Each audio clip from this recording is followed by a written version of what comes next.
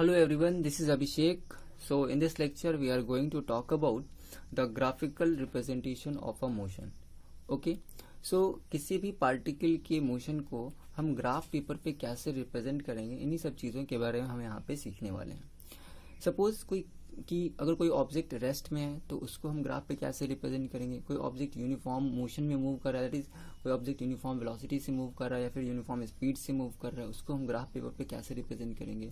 कोई object non uniform speed से move कर रहा है, उसे हम ग्राफ पेपर पे कैसे रिप्रेजेंट करेंगे. So in this lecture we are going to study these things. इन्हीं चीज़ों के बारे में हम पढ़ेंगे. तो in the first case I have taken an object which is at rest. जो कि ऑब्जेक्ट है वो हमारा रेस्ट पे है. Suppose this is the cap of a marker. ये हमारे एक मार्कर का कैप है which is at a distance of 20 metre from origin, जो कि ओरिजिन से 20 मीटर की डिस्टेंस पे है. तो आपको यहाँ पे दिखाई दे रहा होगा कि यहाँ पे ऐसी कौन सी पैरामीटर है जो कि बढ़ रही है, हमेशा बढ़ रही है. तो आप देखोगे तो यहाँ पे पार्टिकल जो है, ये जो कैप है ये तो रेस्ट पे है, बट टाइम जो है वो हमारा इंक्रीज कर रहा है. So time is increasing but the particle is still at a distance of 20 metre from origin. तो पार्टिकल जो हमारा वो अगेन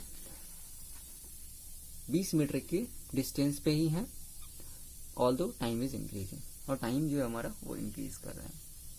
यहाँ पे आप देखोगे टाइम जब 10 सेकेंड हुआ तब भी ये पार्टिकल 20 पे है. टाइम 20 सेकेंड हुआ तब भी पार्टिकल 20 पे ही है.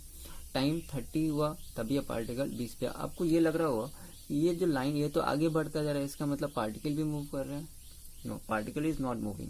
यहाँ पे जो है पार्टिकल जो है वो मूव नहीं कर रहा है. यहाँ पे आप देखो ये जो लाइन है ये किसके अलोंग मूव कर रहा है. The line is moving along the time axis. ये जो है टाइम एक्सिस के अलोंग मूव कर रहा है ना लाइन. तो अगर टाइम एक्सिस के अलोंग या फिर पैरेलल मूव कर रहा है, टाइम एक्सिस के पैरेलल अगर ये मूव कर रहा है ये लाइन, इसका मतलब हमारा टाइम इंक्रीज कर रहे हैं. Particle is still at a distance of 20 metre from origin. Particle जो अभी भी 20 मीटर के डिस्टेंस पे है ऑरिजिन से. सो इस ग्राफ से हमें क्या पता चला, the body is at a distance of 20 metre from origin. और एक चीज और पता चली, the distance time graph of a body at rest is a straight line parallel to the time axis. मतलब कि अगर कोई ऑब्जेक्ट रेस्ट पे है तो इसका जो डिस्टेंस टाइम ग्राफ होगा that will be parallel to the time axis. वो हमारा टाइम एक्सिस के पैरेलल होगा. So along the x axis I have taken a time axis and along the y axis I have taken distance axis. So next, the distance time graph of a body moving with uniform speed.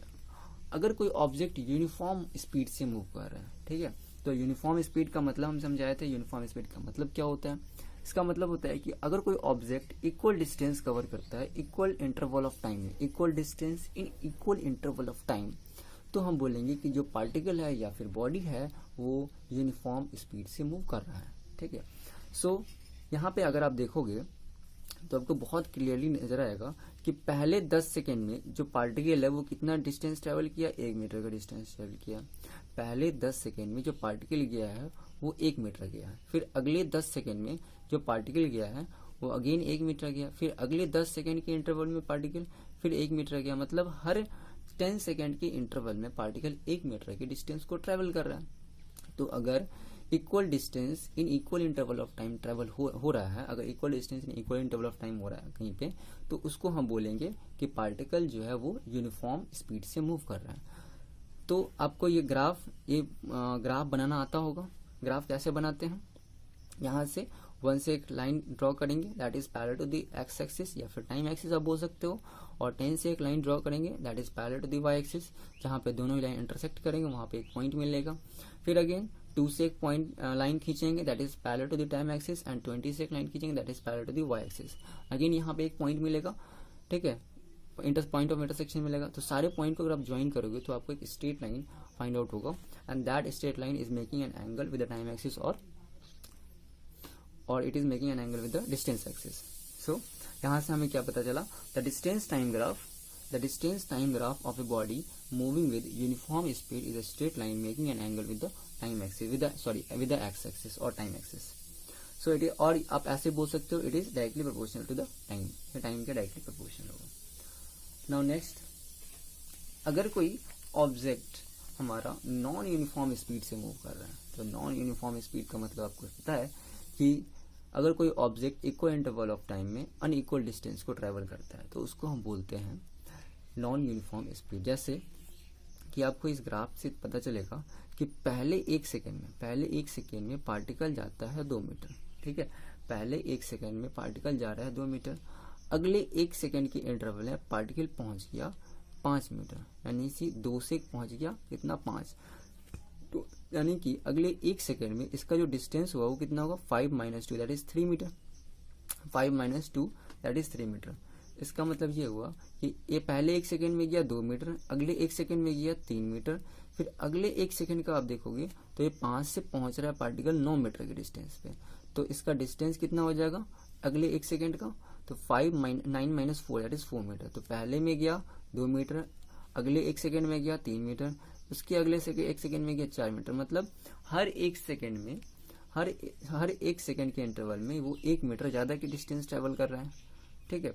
तो यहाँ पे क्या हो रहा है, जो equal time interval तो same है बट डिस्टेंस कवर्ड अप जो है वो सेम नहीं है, तो हम क्या बोलेंगे कि और डिस्टेंस जो वो बढ़ता ही जा रहा है, जो भी डिस्टेंस का जो इंटरवल है वो हमारा बढ़ता ही जा रहा है, तो इसका हम बोलेंगे कि इसकी जो वेलोसिटी अगर टाइम के रिस्पेक्ट में डिस्टेंस बढ़ रहा है, ठीक है, सॉरी फिर टाइम के रिस्पेक्ट में अगर डिस्टेंस बढ़ रहा है तो हम बोलेंगे इसकी जो स्पीड है वो बढ़ रही है।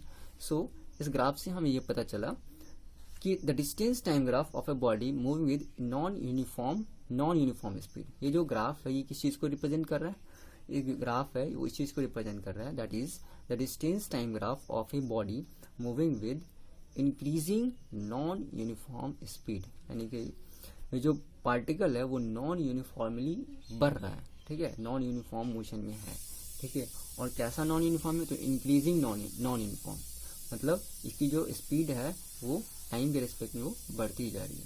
सेकेंड है कि अगर कोई पार्टिकल जो है किसी पार्टिकल या फिर किसी बॉडी की स्पीड घट रही है, ठीक है, नॉन यूनिफॉर्म, तो इसको कैसे रिप्रेजेंट करेंगे, उसको रिप्रेजेंट करने का तरीका देखो, पहले एक सेकंड में आप इसकी रीडिंग देखोगे तो पहले एक सेकंड में ये 4 मीटर गया है, पहले एक सेकंड के इंटरवल में ये 4 मीटर गया है, फिर अगले एक सेकंड में ये 4 से 7 गया, यानी कि यहाँ पे 4 - 7 दैट इज 3 मीटर, यानी कि पहले एक इंटरवल के टाइम में 4 मीटर डिस्टेंस कवर अप करा है, अगले एक इंटरवल के टाइम में इसने 3 मीटर गया, मतलब पहला बार में तो किया 4, फिर दूसरे इंटरवल में 3, फिर यहाँ से देखो 2 से 3 में, यानी कि 2 से 3 के इंटरवल, इसका इंटरवल कितना हो जाएगा 1 सेकेंड का, तो यहाँ से 2 से 3 के इंटरवल में इसका जो डिस्टेंस है 7 से गया है, लेट्स से इट इज 7.5, ठीक है, सपोज दैट कि ये 7 से 7.5 गया, दिस 6 7 दिस इज 7.5, तो अगर ये 7.5 गया तो इसका डिस्टेंस कितना हो जाएगा 0.5, यानी कि हम ये देख रहे हैं कि हर एक सेकंड का टाइम इंटरवल में जो इसका डिस्टेंस है वो घट रहा है, जो डिस्टेंस का जो डिस्टेंस है वो क्या हो रही है, जो डिस्टेंस की मैग्नीट्यूड है वो घटती जा रही है। तो आप देखोगे कि यहाँ पे पहला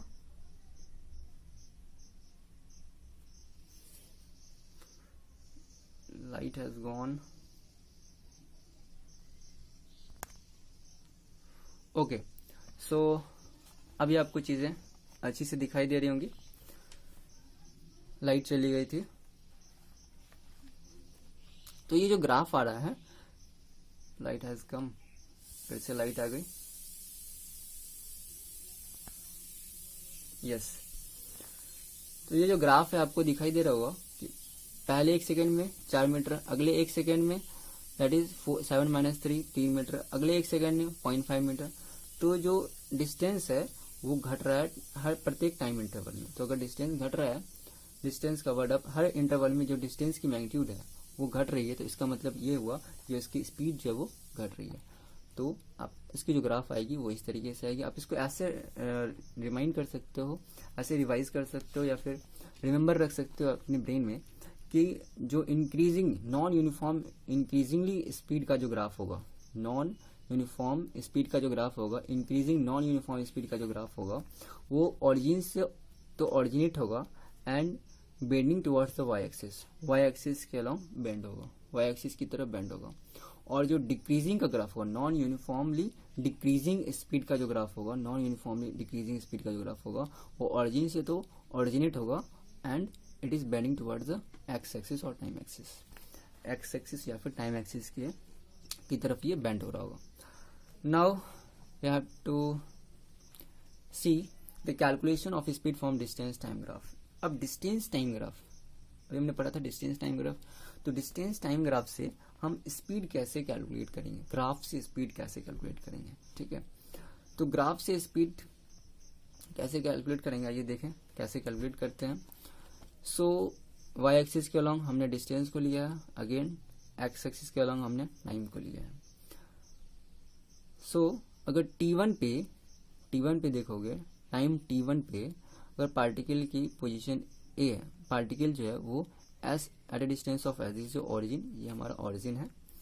अगर T1 टाइम पे पार्टिकल एस डिस्टेंस पे है और T2 टाइम पे ही पार्टिकल एस ही डिस्टेंस पे है. ठीक है, ऑल्दो इस पॉइंट को हमने ए से रिप्रेजेंट कर रहा है और इस पॉइंट को बी से रिप्रेजेंट कर रहे हैं. ठीक है, तो स्पीड बराबर क्या होता है, डिस्टेंस ट्रेवल बाय टाइम. तो अब बताओ मुझे इस ग्राफ से आपको क्या पता चल रहा है. इस ग्राफ से आपको ये पता चल रहा है कि T1 पे भी एस डिस्टेंस पे था, यानी कि suppose S equals to 50 metre 20 metre कुछ भी लेट से. T2 पे भी वो उतने ही डिस्टेंस पे था, तो इसका डिस्टेंस ट्रेवल कितना होगा, 0. तो स्पीड आपको क्या पता चल रही है, यहाँ पे जो स्पीड है वो 0 हो जाएगी. अगर distance speed is what, speed is the distance upon time. So distance covered is 0, यहाँ पे डिस्टेंस ही 0 है, तो यहाँ पे आपकी जो स्पीड होगी वो 0 हो जाएगी. सपोज दैट 5 सेकेंड पे ही 5 मीटर पे था, 10 सेकेंड पे भी 5 मीटर पे ही है, तो इसका डिस्टेंस क्या हो, टाइम तो बढ़ गया बट जो पार्टिकल है वो 5 मीटर की डिस्टेंस पे ही है. ठीक है, तो यहाँ पे जो होगा, जो बॉडी होगी वो इसकी स्पीड 0 हो जाएगी. तो इसी को हम लिखेंगे कैसे, the distance of a body from origin at time T1 is a dash, ये ए डैश होगा, and the distance of the body from origin T2 time पे बी डैश, इसको हमने ऐसे लिखा है. टाइम इंटरवल हो जाएगा T2 minus T1. So total distance travel, distance तो ट्रेवल ही नहीं हुआ है, पार्टिकल रेस्ट पे है, तो distance travel B dash minus A dash, this minus this, तो दोनों की मैग्नीट्यूड सेम होगी, that is 0 upon delta T, and 0 is divided by something is 0. 0 किसी भी नंबर से डिवाइड करेंगे तो 0 ही होगा. ठीक है, नाउ यही ग्राफ हमारा यूनिफॉर्म स्पीड का होगा. ठीक है, तो यूनिफॉर्म स्पीड में कैसे करेंगे, when body is moving with the uniform speed. अगर कोई बॉडी जो है वो यूनिफॉर्म स्पीड से मूव कर रहा है, तो उस केस में हम जो है ग्राफ से स्पीड को कैसे कैलकुलेट करेंगे. ठीक है, सो यहाँ पे आप देखोगे कि ज्योमेट्री से हमें क्या दिखाई दे रहा है. जब टाइम T1 है, तो this is the graph of uniform speed, ये यूनिफॉर्म स्पीड की ग्राफ है. तो at time T1 the distance travelled is D1. T1 time पे जो डिस्टेंस ट्रेवल्ड हुआ है वो D1 हुआ है, और T2 टाइम पे जो डिस्टेंस ट्रेवल्ड हुआ है वो D2 हुआ है. तो यहाँ से देखोगे आप, जो distance travelled by the body is D2 minus D1, this distance upon this distance minus this distance. तो ये टोटल डिस्टेंस है D2, ये टोटल डिस्टेंस है D1, तो D2 माइनस D1, तो ये डिस्टेंस क्या हो जाएगा, ये वाला जो डिस्टेंस होगा this is your D2 minus D1, ये वाला डिस्टेंस हो जाएगा. So distance traveled by the body is D2 minus D1 equals to AB. Again time interval is T2 minus T2 minus T1 is equals to BC. So T2 minus T1 is BC. This is T2 minus T1. I think यहाँ पे BC, yes, this BC, this line BC. Okay, so this is your BC, T2 minus T1. Now speed of the body, तो speed क्या होगी, distance travel upon time taken, distance is D2 minus D1 upon T2 minus T1 equal to AB upon BC. ये जो AB है, AB by BC. अब देखोगे कि यहाँ पे एक राइट एंगल ट्रायंगल का फॉर्मेशन हो रहा है, यहाँ पे एक राइट एंगल ट्रायंगल की फॉर्मेशन हो रही है. तो इस राइट एंगल ट्रायंगल में अब मुझे ये बताओ कि यहाँ पे परपेंडिकुलर कौन सा होगा, कौन सा बेस होगा और कौन सा हाइपोटेनस होगा. इतनी चीज तो आपको पता होंगी, तो इसको हम बोलेंगे perpendicular, this is your base and this is your hypotenuse. तो इस राइट एंगल ट्रायंगल में अब tan थीटा लगाओगे. एक्चुअली जो tan theta, sine theta, cos theta, ये आपको क्लास 10th में पढ़नी है. ओके, साइन कॉस टेन ये सारे टी रेशियोज हैं जिनके बारे में आपको क्लास 10th में पढ़नी है.